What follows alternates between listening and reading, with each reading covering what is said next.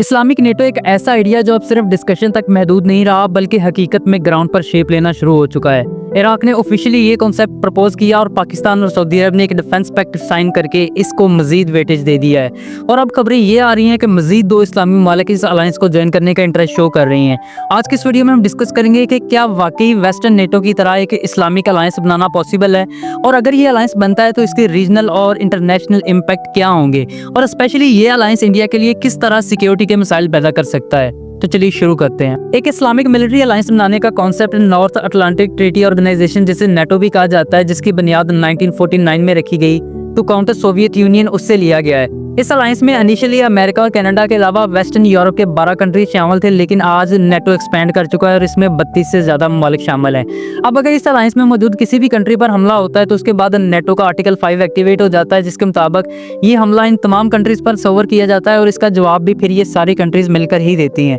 और आज जब इसराइल का जो अग्रेशन है वो अरब मुस्लिम कंट्रीज की तरफ बढ़ता ही जा रहा है और पिछले चंद माह में इसराइल 6 से ज्यादा अरब कंट्रीज को टारगेट कर चुका है, तो एक ऐसा ही मुस्लिम मिलिट्री अलायंस बनाने की बात की जा रही है। इससे पहले भी जो मुस्लिम कंट्रीज हैं वो एक ऐसा ही अलायंस बनाने की बात करते रहे हैं, लेकिन इस दफ़ा ये मामला इसलिए भी सीरियस है क्योंकि पाकिस्तान और सऊदी अरब ने एक डिफेंस पैक्ट साइन करके इस अलायंस की बुनियाद रख दी है, जिसके मुताबिक अगर पाकिस्तान और सऊदी अरब में से किसी एक पर भी हमला होता है तो उसके बाद ये दोनों पर सवर किया जाएगा और इसका जवाब भी ये दोनों कंट्रीज मिलकर ही देंगी। लेकिन 1971 के पेट्रो डॉलर सिस्टम के तहत जितनी भी गल्फ कंट्रीज हैं उनकी सिक्योरिटी की जिम्मेदारी अमेरिका की है। इस सिस्टम के तहत ये तय हुआ था कि अमेरिका इन तमाम कंट्रीज को सिक्योरिटी गारंटीज प्रोवाइड करेगा और इसके बदले में ये तमाम कंट्रीज अपना जो ऑयल है वो सिर्फ और सिर्फ डॉलर में सेल करेंगी और इससे होने वाले मुनाफे का एक बड़ा हिस्सा अमेरिका के अंदर इन्वेस्ट भी करेंगी। यही वजह है कि अमेरिका की आज मिडिल ईस्ट के अंदर 32 से ज़्यादा मिलिट्री बेसेस मौजूद हैं और सबसे बड़ी मिलिट्री बेस कतर दोहा में मौजूद है। लेकिन रिसेंटली जब इसराइल ने कतर पर हमला किया और अमेरिका इस हमले में कतर को डिफेंड करने में नाकाम रहा, यही वजह कि जो सऊदी अरब है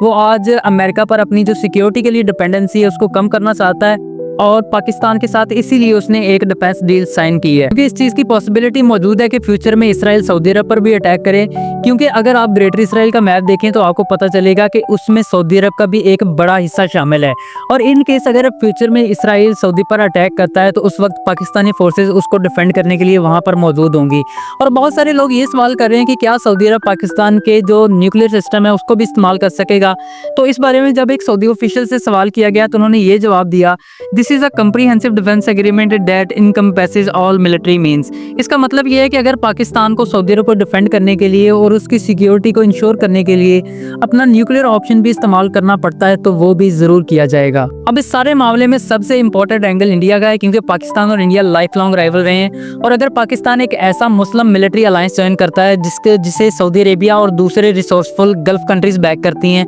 तो ये चीज़ इंडिया के लिए एक मैसिव कंसर्न बन जाती है। अब इस मामले पर जो इंडिया की मिनिस्ट्री ऑफ एक्सटर्नल अफेयर है उन्होंने ये रिस्पांस दिया है, we have seen reports of the signing of a strategic mutual defence pact between Saudi Arabia and Pakistan. The government was aware that this development which formalises a long standing arrangement between the two countries had been under consideration. We will study the implications of this development for our national security as well as for regional and global stability. The government remains committed to protecting India's national interest and ensuring comprehensive national security in all domains। अब इस statement में India ये कह रहा है कि उनको एक लंबे अरसे से पता था कि पाकिस्तान और सऊदी अरब के दरमियान एक ऐसा ही डिफेंस पैक्ट साइन किया जा सकता है, लेकिन अभी भी इंडिया अपनी नेशनल सिक्योरिटी को इंश्योर करने के लिए हर पॉसिबल कोशिश करेगा। देखिए इंडिया जो है अब वो ये कोशिश करेगा कि जो उसके गल्फ कंट्रीज़ के साथ रिलेशन है उनको बेहतर बनाया जाए और